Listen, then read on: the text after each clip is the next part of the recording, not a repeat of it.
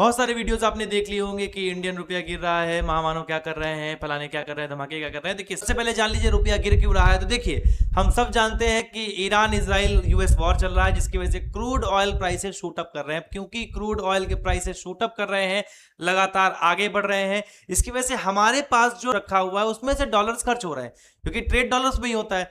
दूसरी चीज आपको मैं बता दूं कि हमारे यहां पर जो फॉरेन पोर्टफोलियो इन्वेस्टर्स हुआ करते थे वो हमारे यहां पर इन्वेस्टमेंट करने से अभी बच रहे हैं, क्योंकि कंडीशंस अनस्टेबल है। और वर्ल्ड में जब अनस्टेबल कंडीशंस होती हैं तो कोई भी इन्वेस्टर सबसे सेफेस्ट हेवन ढूंढने की कोशिश करता है, जो कि ऑब्वियसली यूएस मार्केट्स हैं, डॉलर्स हैं। हमारे यहां पर एक तरीके से इन्फ्लेशन भी बढ़ रहा है, क्योंकि हायर क्रूड प्राइसेस है तो इन्फ्लेशन बढ़ेगा, और इन्फ्लेशन की वजह से जो मनी की परचेजिंग पावर है वो भी डिक्रीज हो रही है, जिसका एक स्पाइरल इफेक्ट पड़ता है अगेन डॉलर से डिप्रिसिएशन के मामले में। तो कहने का मतलब यह है कि देयर आर मल्टीपल फैक्टर्स जहां पर रुपया हमारा डिप्रिशिएट करता हुआ चला आ रहा है। अब आते हैं इसके नुकसान के बारे में।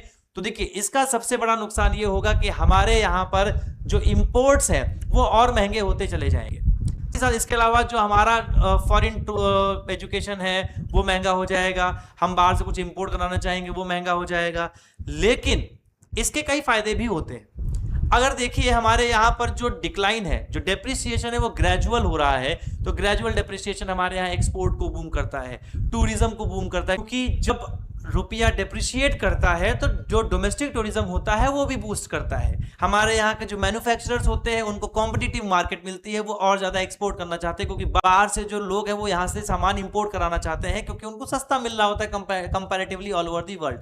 लेकिन करंट टाइम में देखें तो ये जो डेप्रिसिएशन है ये काफी तेजी से हो रहा है। अब यहाँ पर सवाल करते हैं कि सरकार क्या कर सकती है। देखिए तो सरकार यही कर सकती है कि उसके पास जो रिजर्व्स हैं आरबीआई के पास होल्ड कर रखे हैं उनको सेल ऑफ करे, उनसे मेंटेन करने की कोशिश करे, एक बेस प्रोवाइड कराने की कोशिश करे कि रुपया और नीचे ना गिरने पाए। ठीक है, साथ ही साथ सरकार को अगर ये डेप्रिसिएशन को फर्दर रोकना है, आगे और कंट्रोल करना है, तो सबसे पहला फोकस ये करना होगा कि जो मेक इन इंडिया प्रोग्राम है, जो मेड इन इंडिया प्रोग्राम जिसके लिए आप डींगे हाँक रहे हो इतने साल से, तो उसको इफेक्टिवली इंप्लीमेंट कराओ। आप ये चेक करो कि कहां पर एक्सपोर्ट्स में प्रॉब्लम आ रही है। आखिर 10 साल हो चुके हमारे एक्सपोर्ट्स जो बढ़ने चाहिए थे, जिस रिस्पेक्ट में बढ़ने चाहिए थे, उतने रिस्पेक्ट में क्यों नहीं बढ़ पाए हैं, वहां पर क्वेश्चन करना बहुत जरूरी हो जाता है।